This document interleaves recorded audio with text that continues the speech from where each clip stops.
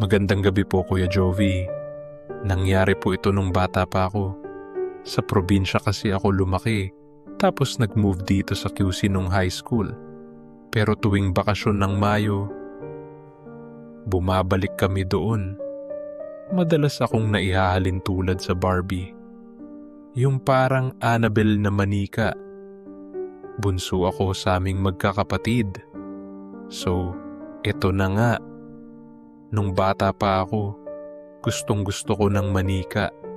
Since that time, wala talaga kaming pera nun. Kaya naiinggit ako sa mga batang may laruan na manika. Pinaka-paborito ko noon ay yung manikang kapag pinapahiga, pumipikit, at kapag pinapatayo, dumidilat. Isang araw, pumunta kami sa bahay ng tito namin. Medyo malayo din. Doon sa bahay nila, may nakita akong manika na nakadisplay. Habang nagkukwentuhan sila nanay at tito ko, lumapit ako sa manika at pinilit abutin. Mga 5 taong gulang pa lang ako noon. Or 6. Di ko pa masyadong naiisip na baka makasira ako. Basta makuha ko lang yung manika. Yung paa ng manika ay naka-straight lang, pero nung makailang talon ako, biglang nag-bend yung paa niya. Siguro, para maabot ko siya. Tuwang-tuwa ako noon, kasi nga di ko pa naiisip na nakakatakot pala na bigla siyang mag-bend. Habang nilalaro ko siya, nakangiti lang siya sa akin. Bigla akong nilapitan ng tita ko. Sinabi niya sa akin na bata pa lang daw siya, manika niya na yon. Kaya kung gusto ko raw dalhin, basta aalagaan ko daw. Tumango ako sa kanya. Di, tuwang-tuwa na naman ako. Natuwa din sila nanay at tatay dahil di na sila bibili para sa Barbie na to. Nang umuwi ako, agad ko siyang nilaro, sinuklayan, inalagaan. Pag iniharap ko siya sa salamin, masasabi ko talaga na magkamukha kami. Kaya ganito yung natipuhan kong manika. Kesa sa manipis lang, isang araw, niyaya ako ng mga kaibigan ko na maglaro sa labas. Palagi na lang daw kasi akong nasa bahay. Mas masaya raw maglaro ng Chinese garter, piko, 21, jumping rope. Pumayag ako. Iniwan ko yung manika sa bahay. Medyo nagsasawa na din ako. Mga hapon na siguro yon. Walang tao sa bahay. Nagtatrabaho si tatay.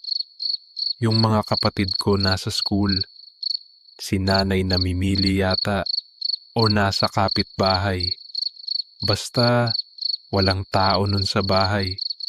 Nakalimutan ko kung saan sila nagpunta. Nung pauwi na ako, yung isa kong kaibigan na lalaki, nahuli kong nakatanaw sa bahay namin. Yung bahay kasi namin, hindi semento. Kawayan siya na malapad. So kapag may naglalakad sa second floor namin, kita yung anino sa baba. Trip ko rin akyatin yung bahay namin kapag nakakandado. Tinanong niya sa akin kung sino raw yung nasa bahay namin. Nakakandado naman daw. Sabi ko, wala naman na. Itinuro niya sa akin yung anino na palakad-lakad sa second floor. Minsan titigil, hihiga, tapos lalakad ulit hanggang sa dumami yung tao sa tapat ng bahay namin. Nagkalakas loob akong umakyat. Sanay na kasi akong umakyat noon.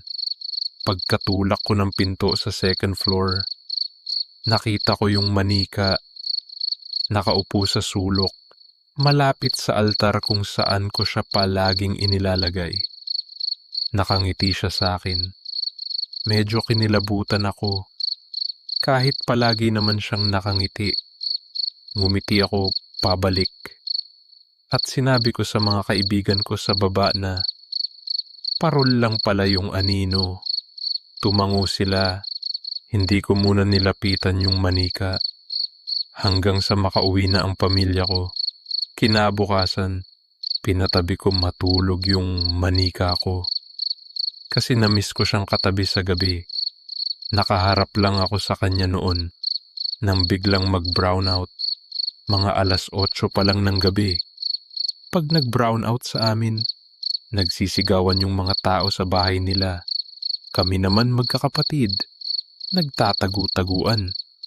Iniwan ko lang yung manika sa higaan.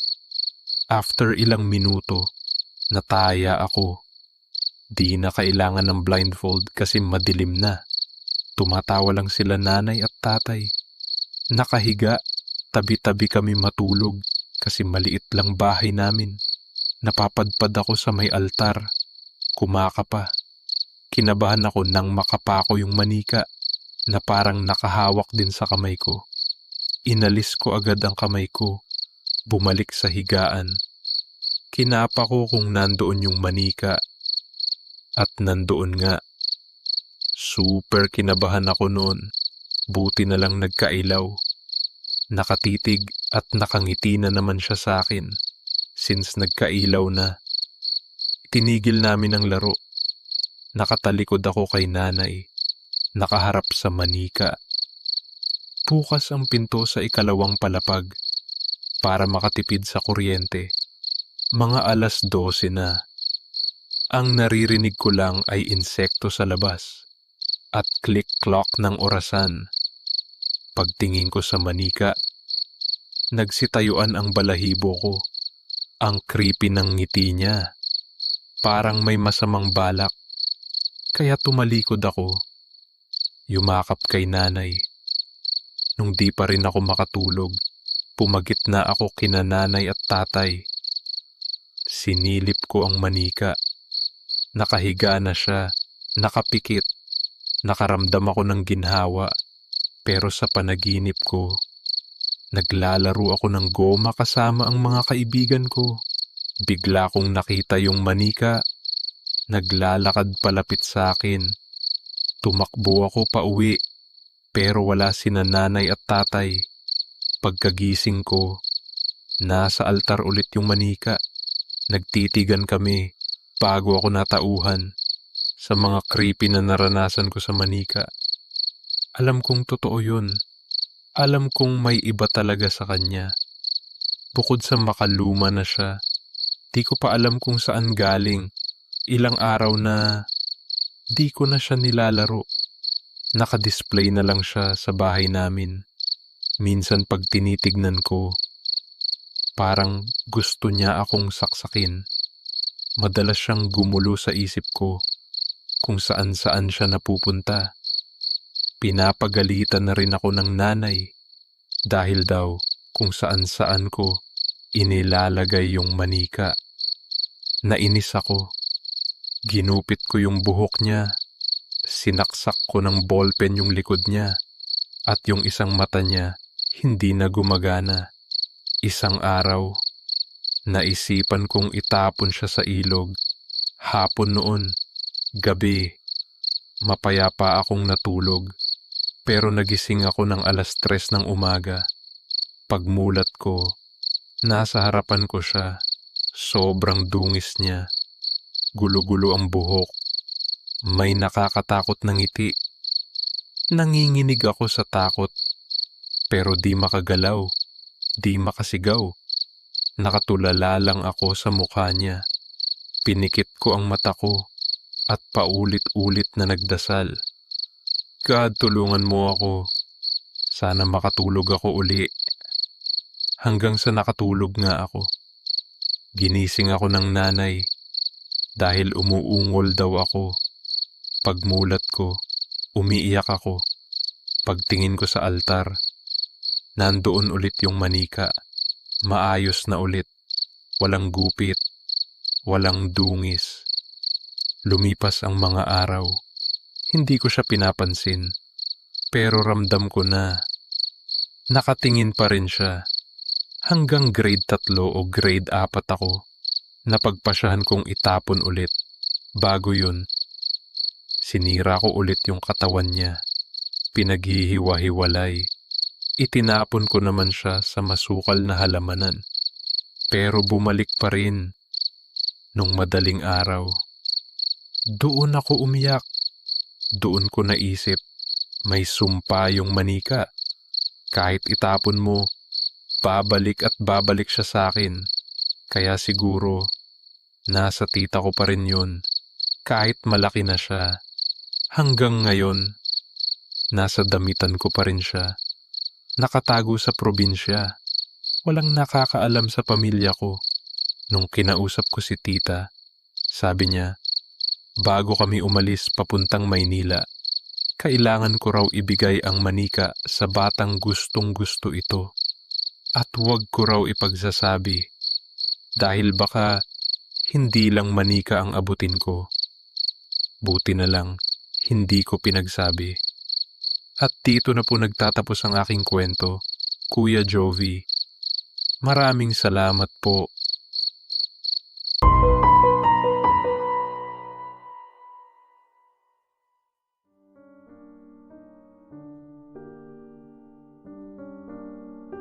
Magandang gabi po, Kuya Jovi. Matagal ko na pong sinusubukan tipunin ang lakas ng loob para isulat ito. Hindi ko po alam kung paano sisimulan, pero siguro ito na ang tamang panahon. Dahil sa bawat pagdaan ng mga taon, hindi ko pa rin makalimutan ang isang gabing nagbago sa buhay ko. Kuya, ako po ay isang tahimik lang na tagapakinig ng ulap noir. Ngunit ngayong nagsusumigaw na naman sa isip ko ang alaala, naisip ko, baka panahon na para ibahagi ko ito. Hindi lang bilang kwento ng takot, kundi bilang babala na rin sa mga makakarinig.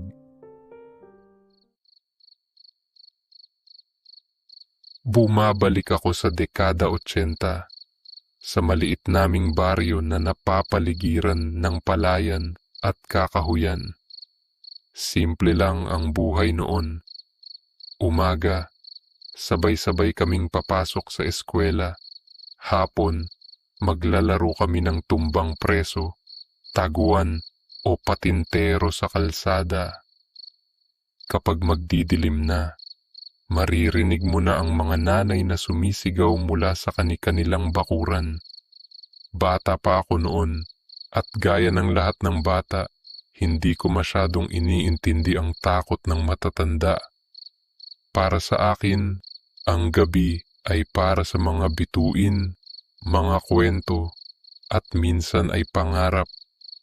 Pero isang gabi, natutunan ko kung bakit may mga bagay pala talagang dapat katakutan.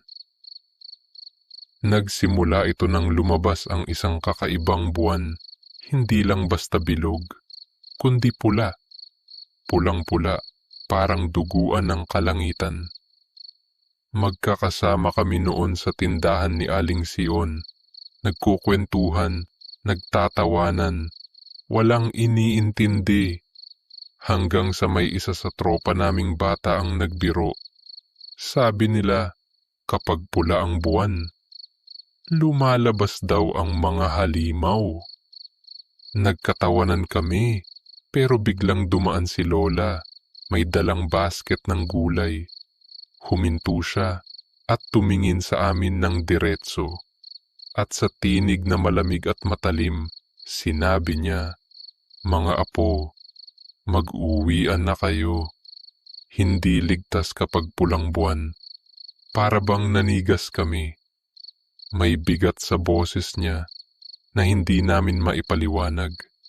At kahit nagtatawanan pa rin ang ilan, ramdam kong hindi iyon basta kwento lang. Pag-uwi ko, tahimik ang paligid. Tanging huni ng kuliglig ang maririnig. Pero habang papalapit ako sa bahay, may narinig akong kakaibang alulong. Hindi iyon aso, mas malalim, mas mabigat, at mas nakakatindig balahibo. At nang tumingala ako, doon ko nakita, isang nilalang nakaupo sa bubong ng kapitbahay, Parang tao, pero hindi tao. Mapula ang mga mata, kumikintab ang mahahabang ngipin. Ang balat niya'y kulay abo, parang sinunog, at mahahaba ang kuko na tila pang sunggab. Kuya Jovi, nanigas ako. Hindi ako makagalaw, hindi ako makasigaw. Dahan-dahan itong yumuko, parang inaamoy ang paligid. At bigla itong tumingin, diretso sa akin. Ang mga mata niya, para bang may apoy na nanlilisik sa dilim. Parang hinihigop ka sa titig pa lang. At bago pa ako makatakbo, tumalon siya. Hindi pa baba, kundi pataas, paangat, papunta sa hangin. At dun ko lang nakita, may mga pakpak siya. Malalapad, maitim, parang balat ng paniki. At sa bawat pagaspas may kasamang mabahong amoy. Amoy dugo, amoy bulok na karne. Halos mawalan ako ng ulirat sa takot. Tumakbo ako pauwi, humahangos. Halos madapa. Pagdating sa bahay, sinalubong ako ni Mama. Galit siya. Pero nangingibabaw ang takot sa mukha niya. Hinila niya ako papasok, isinara ang pinto, at paulit-ulit na bumulong. Huwag kang lalabas kapag pulang buwan. Naiintindihan mo ba? Wag na wag. Kuya, hindi ako nakatulog ng gabing iyon. At simula noon, hindi na ako naging gaya ng dati. Lumipas ang ilang linggo, hindi ko sinabi sa kahit kanino ang nakita ko. Pero napansin ko ang isa sa mga kababata namin, si Ramon. Tahimik siya, laging matamlay, laging nakatingin sa malayo. At tuwing nagtatama ang paningin namin, parang may kakaiba sa mga mata niya, mas mapula kaysa sa dati. Hanggang isang gabi, isa na namang pulang buwan. Narinig ko muli ang alulong at nang sumilip ako sa bintana, kuya, nakita ko siya, si Ramon, nakaupo sa bubong ng kanilang bahay at mula sa kanyang likuran, unti-unting lumabas ang malalapad na pakpak. Nakangisi siya at sa kanyang mga mata, nakita ko ang parehong apoy ng nilalang na nakita ko noon. Hindi na ako nagkamali. Siya ang halimaw. Siya ang aswang. Kuya Jovi, natuliro ako. Nakita ko pa kung paano siya nagtangkang pasukin ang bahay ng kabilang pamilya. Narinig ko ang iyakan ng sanggol. Narinig ko rin ang bulungan ng mga matatanda. Nagdadasal ng nakapikit.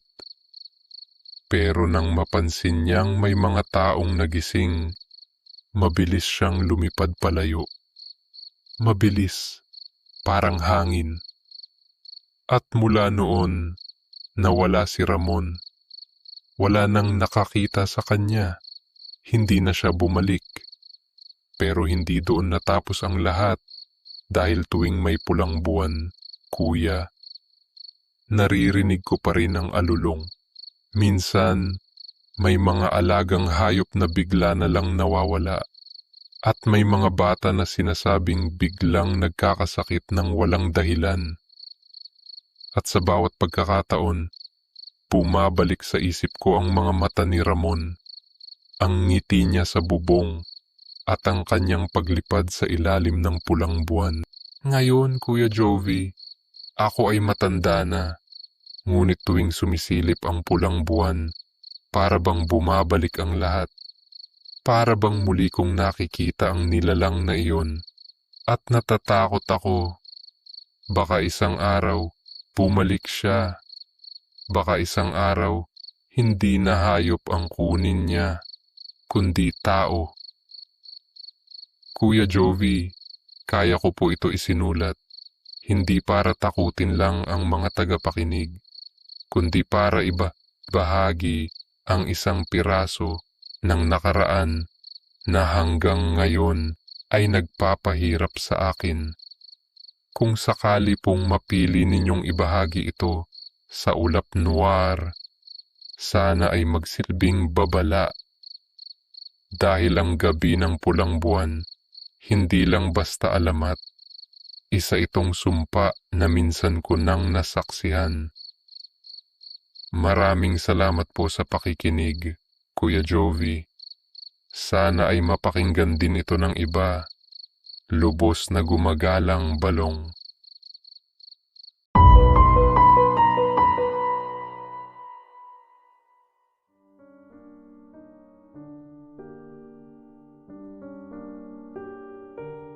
Kapag ang isang halimaw ay gumagawa ng kabutihan, tunay pa rin ba siyang halimaw? Mga kadilim, kayo ba? Tatanggapin niyo pa rin ang kabutihan niya? O iiwasan niyo siya dahil sa takot? I-comment mo naman ang iyong opinyon. Ngayong gabi, isang liham mula sa isang apo ang babasahin natin. Kwento ng kanyang lolo tungkol sa bagong salta sa baryo na pinaghihinalaan bilang isang aswang. Magandang gabi po, Kuya Jovi. Ako po ay sumusulat sa inyo upang ibahagi ang isang kwento na matagal nang ikinukwento sa akin ng aking lolo tuwing nagkakakwentuhan kami bago matulog. Sabi niya, kung hindi raw siya mismo ang nakasaksi, baka hindi rin siya maniniwala. Ang istoryang ito ay naganap pa noong kabataan niya sa isang maliit at liblib na baryo sa probinsya ng Capiz. Noong panahon daw na iyon, payak at tahimik ang buhay sa baryo. Halos lahat ng tao ay magkakakilala at bawat bagong mukha ay agad napapansin. Isang araw, may dumating na bagong salta. Isang babaeng mga 30 taong gulang, tahimik, mahinhin at palakaibigan. Ang pangalan niya raw ay Aling Marta. Bagamat bagong lipat, mabilis niyang nakuhang maging malapit sa mga kapitbahay. Lagi siyang nakangiti at madalas ay may daladalang pagkain, tinola, adobo, menudo, kung ano-anong ulam na masasarap. Madalas daw ay nagbabahagi siya ng mga niluluto niya at ipinapamigay sa mga kapitbahay. Napakabait niya, sobra, sabi ng lolo ko. Pero kasabay ng pagdating ni Aling Marta, may mga kakaibang pangyayari ring nagsimula. Una, may mga alagang baboy at manok ang mga kapitbahay na bigla na lamang nagkakamatayan. Walang sugat, pero para bang natuyot ang dugo sa katawan. Ang iba, nawawala na lang na parang biglang kinatay nang walang iniwang bakas. Pangalawa, may mga batang biglang nagkakasakit ng hihina at tila bang hindi makapagsalita. Kahit anong albularyo o orasyon, hindi gumagaling. At ikatlo, may mga gabi na naririnig daw ang matinis na iyak ng sanggol mula sa bahay ni Aling Marta. Pero wala naman daw itong anak. Mabilis na kumalat ang tsismis. Aswang yan, nagpapakain para makuha ang loob natin, pero sa gabi, naninila ng dugo at laman. Pero ayon kay lolo, hindi siya agad naniwala. Mabait si Aling Marta. Lagi itong tumutulong, nag-aabot ng pagkain, at minsan pa nga ay nagbigay ng gamot nang siya'y nilagnat. Ang hirap isipin na isang tulad niya ay maaring aswang. Ngunit isang gabi, may nangyaring hindi niya malilimutan. Bandang hating gabi, nagising daw si lolo sa kakaibang ingay mula sa bubong. Para bang may kumakaskas na mabibigat na kuko.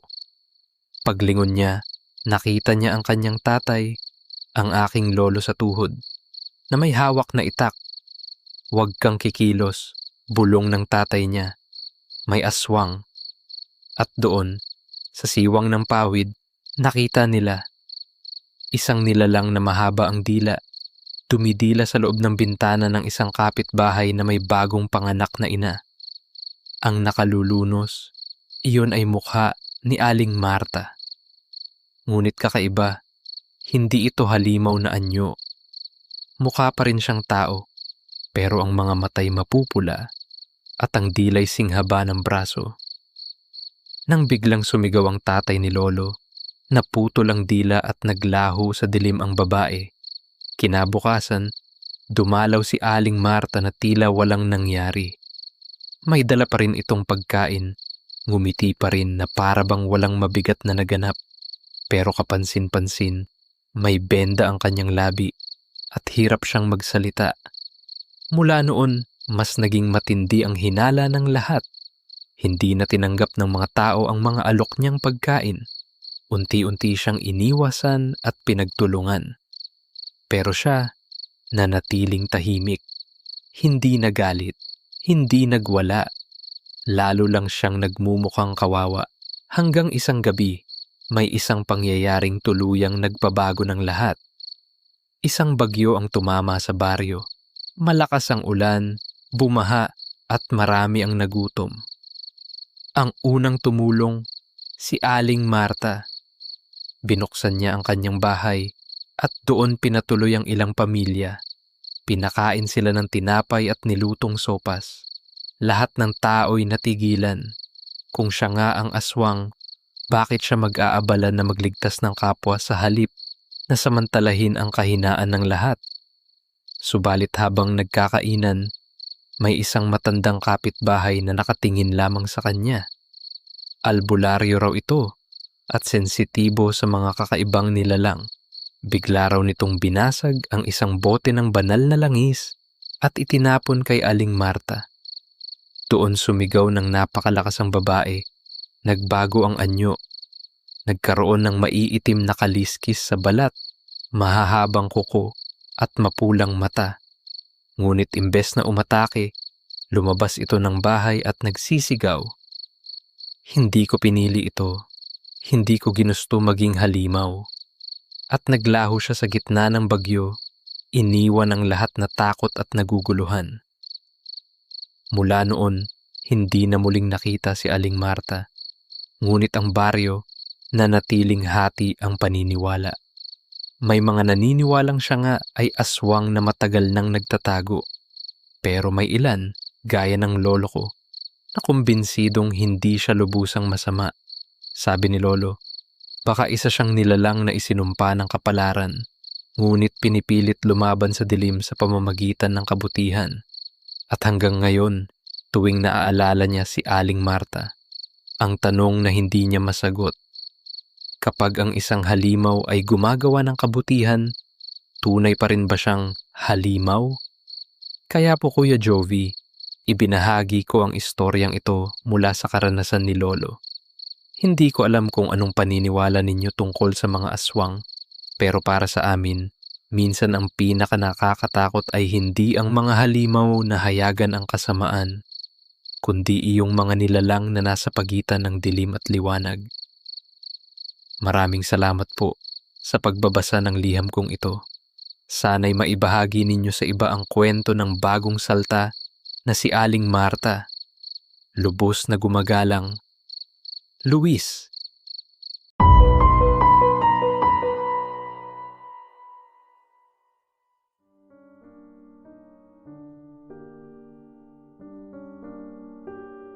Kapag ang halimaw ay sumulpot mula sa dilim, may mga itinadhana upang labanan sila. Ngunit hanggang saan ang kaya nilang isakripisyo para sa pamilya? Mga kadilim, kung apo ka ng isang bayani na nakipaglaban sa mga halimaw ng baryo, pagmamalaki mo ba siya o ikatatakot mo? Magandang gabi po Kuya Jovi. Ako po si Mira, apo ni Lolo Sencio mula sa Banga, Aklan. Hindi ko po alam kung paano ko sisimulan ito. Pero sana po, makinig kayo hanggang dulo. Ang isusulat ko sa inyo ay hindi lang basta kwento ng aking bakasyon, kundi isang lihim ng aming pamilya na hanggang ngayon ay tinatago pa rin sa mga anino ng ilog. Noong nakaraang bakasyon, pinilit akong ni Mama na magtuloy kina Lolo sa Banga. Ayaw ko sana dahil sanay na ako sa buhay sa lungsod. Mall, cellphone, ilaw. Pero sabi niya, kailangan ko raw maranasan ang buhay probinsya at makilala ang ugat ng aming pamilya. Pagdating ko sa baryo, sinalubong ako ng amoy lupa at malakas na alon ng ilog na malapit mismo sa bahay ni Lolo. Parang hindi kumpleto ang araw doon kung wala ang tunog ng tubig at huni ng kuliglig tuwing gabi. Si Lolo, kahit may edad na, matikas pa rin ang tindig. Nakaupo siya sa bangkito, naninigarilyo habang nakatingin lang sa ilog. Nang lumapit ako at bumeso, napansin kong malamlam ang kanyang mga mata. Parang may binabantayan. Hindi ko na lang pinansin. Iniisip ko baka dala lang ng pagtanda. Unang gabi pa lang, hindi na ako mapakali. Habang nakahiga ako sa papag, naririnig ko ang pag-aspas ng tubig sa ilog, pero hindi iyon karaniwang agos. May tunog na parang may mabigat na nilalang na umaahon, tapos biglang lulubog ulit. Kinabukasan, tinanong ko si Lolo kung bakit parang may kakaibang tunog sa ilog. Ang sagot niya ay parang biro, pero ramdam kong may bigat. Sabi niya, na baka raw gusto kong makilala ang matandang kaaway niya. Akala ko unay kwento-kwentong matatanda lang, pero hindi ako natawa sa paraan ng pagkakasabi niya. Habang kumakain kami ng tanghalian, nagtanong ulit ako kung sino ang tinutukoy niyang kaaway. Ang ginawa niya, itinuro lang ang ilog. Tapos, sa malamlam na boses, sinabi niya na may mga bagay na hindi dapat makalimutan at kung minsan, bumabalik sila para maningil. Pagkaraan ng ilang araw, nakasanayan ko na ang buhay sa baryo. Lagi kaming pumupunta ni Lolo sa ilog at doon siya nagkukwento ng mga kasaysayan ng aming lahi, mga kwento ng digmaan, ng mga taong may kakaibang lakas, at ng mga halimaw na tinatawag na aswang sa ilog. Ayon kay Lolo, noon pa man ay may nilalang na naninirahan sa kailaliman ng ilog sa bangga. Hindi ito karaniwang aswang, malaki, mabangis, at mahirap talunin. Madalas daw nitong paslangin ang mga mangingisdang pumapalaot tuwing gabi. Ngunit sa bawat salinlahi, may isang antinghero na itinatalaga upang maging tagapagtanggol ng baryo laban dito. Hindi niya raw nakalimutan ang gabing nakaharap niya ang tinatawag na mambubuno. Noong kabataan pa niya, kilala siya sa baryo bilang pinakamalakas na lalaki. Ngunit sa gabing iyon, muntik na siyang hindi makauwi ng buhay. Ikinuwento niya kung paano siya sinubukang lunurin ng isang nilalang na parang tao, pero mas malaki, mas mabigat, at mas malakas. Ang balat nito ay kintab na parang isda, at ang matay naglalagablab na pula. Ngunit higit sa lahat, ang hilig nito ay hindi basta pumatay. Gusto nitong makipagbuno, makipagsapakan, makipagbasagan ng buto bago ang lahat. Habang nagkukwento si Lolo, napansin kong nanginginig ang kanyang mga kamay. Hindi iyon kwento ng matatanda lang. Totoo ang lahat ng sinasabi niya. Ramdam ko sa bawat piraso ng kanyang tinig. Naisip kong baka dala lang ng katandaan, kaya pinilit kong huwag seryosohin. Pero kinabukasan, habang naglalakad ako papuntang tindahan, may napansin akong nakatayo sa kabilang pampang ng ilog. Malaki ang katawan, hindi ko makita ang muka dahil natatakpan ng anino, pero ang mga mata, pulang-pula at nakatitig, diretso sa akin. Napakagat ako ng labi at mabilis na bumalik ng bahay. Hindi ko sinabi kay Lolo agad, pero nang gabing iyon, narinig ko siyang sumisigaw habang nasa labas.